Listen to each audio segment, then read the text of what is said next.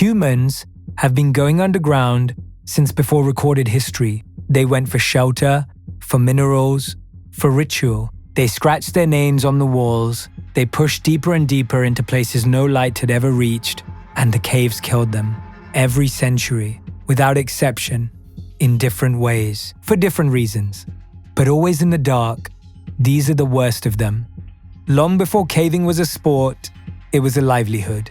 Saltpeter miners worked beneath the Scottish Highlands, extracting the raw material for gunpowder, crawling through passages barely wide enough for a man's shoulders, burning tallow candles for light, and eating whatever they carried in. In 1769, a group of 9 miners entered the cave systems beneath Incliston Damp in Sutherland. A collapse sealed the entrance. No rescue attempt was possible at the depth they were working. No equipment existed to attempt it. 3 bodies were recovered weeks later after the rubble partially shifted. The remaining 6 were never recovered. There are no names recorded. There are no memorial plaques. The mine reopened the following season. The difference between that century and the next is not wisdom, it is ambition. By the 1800s, people were no longer just working in caves, they were moving into them. Mammoth Cave was already one of America's great tourist destinations when in 1842, a physician named John Croghan had a catastrophic idea. He believed the cave's cool, stable air, free of outdoor pollution, could cure tuberculosis. He built 12 wooden huts inside the cave and brought in 15 patients to live underground indefinitely. The cave air did not cure tuberculosis, it accelerated it. Trapped in the cold, damp dark, the patients deteriorated faster than they had above ground. 5 died inside the cave within months. The rest were carried back to the surface to die above it. Croghan himself died of tuberculosis 6 years later. The wooden huts still stand inside Mammoth Cave today. Tourists walk past them on guided tours, 3 million of them per year, lit by electric lights, back outside in under an hour. The patients had no such luxury. A century passes, medicine learns its lesson, and stays above ground. But the caves keep drawing people in. By the 1900s, it is not sickness or profit pulling them underground, it is curiosity. The worst kind, the kind that does not know when to stop. Floyd Collins is 37 years old, alone, and 55 feet underground, when a 27-pound rock pins his left ankle in Sand Cave, Kentucky. It is January 30th, 1925. He is 150 feet from the entrance, close enough to shout, not close enough to be reached. For 4 days, rescuers crawl to him with food and water. A journalist named William Burke Miller is small enough to squeeze through the passage and speak with him directly. Miller's dispatches, written by candlelight, lying flat in a flooded crawlway, win the Pulitzer Prize.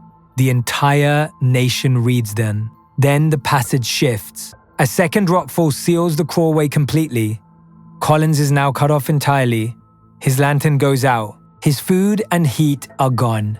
Rescue workers begin digging a parallel shaft 55 feet down to intersect the cave. They dig for 13 days. On February 16th, they reach him. He has been dead for 3 to 5 days. Alone, in total darkness, 17 days after the rock fell on him. The rock that pinned him weighed 27 pounds. A bag of flour. It took 17 days and the attention of an entire country to move it, and it was moved too late. Floyd Collins became the most famous cave death in American history. His story inspired books, a Broadway musical, and a Hollywood film. The lesson was clear. No one should go into a cave alone.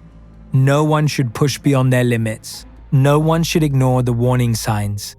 42 years later, 10 young cavers in Yorkshire read the same weather forecast and walked in anyway. June 24th, 1967, 10 cavers enter Mossdale Caverns in the Yorkshire Dales. The weather forecast that morning says thunderstorms are possible, mainly in the south. They're in the north, they go in anyway. Mossdale is one of the most difficult cave systems in Britain. Rated super severe, some passages are only inches high. A return trip to the far end takes 8 to 10 hours. Only 2 members of the group have been inside before. Fewer people have seen its deepest chambers than have walked on the moon. 3 hours after they enter, 4 members of the group decide to turn back. One of them, a 22-year-old woman named Morag Forbes, walks back to the entrance to wait for the others. The entrance is submerged. A thunderstorm that nobody underground could hear has turned Mossdale Beck into a torrent. The stream that feeds the cave has flooded it completely. Forbes runs 4 kilometers across the moor in the rain to raise the alarm. Over 300 rescuers arrive through the night. Cavers drive from Yorkshire, Lancashire, Cheshire, and Derbyshire in the storm. A witness later says that looking at the scene, 200 cavers stripped to the waist in the rain, working to divert the stream by hand. It looked like a battlefield, but the water inside Mossdale rises faster than anyone can dig. It is not until the following day that anyone can get in. The 6 cavers are found in the far marathon crawls. They drowned in the dark in the passages they had been crawling through. None of them made it back. The coroner refuses to allow the bodies to be brought to the surface. The risk to any recovery team is too high. He orders the cave sealed with concrete. 4 years later, with the agreement of their families, fellow cavers re-entered through a secondary entrance.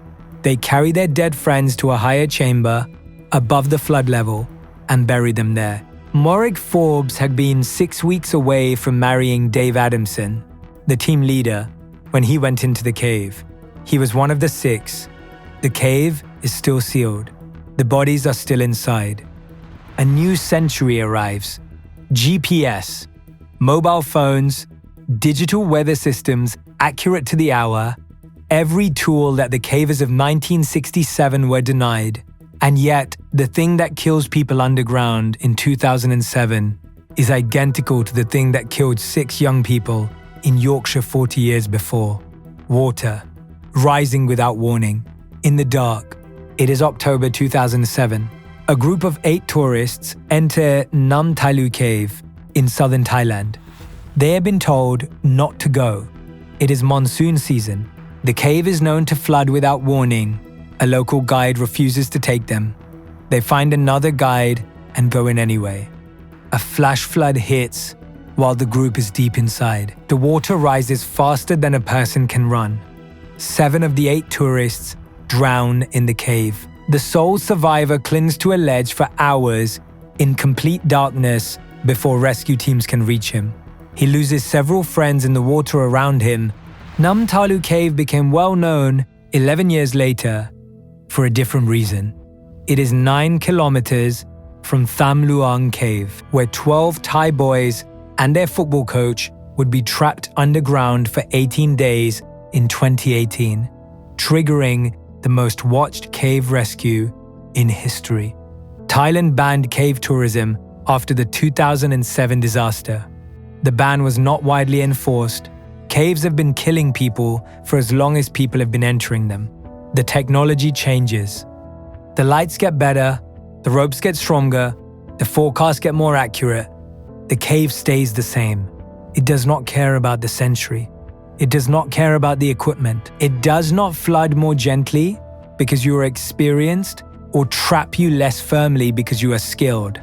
Water rises at the same speed in 1967 as it does in 2007. Rock falls just as fast in 1925 as it did in 1769.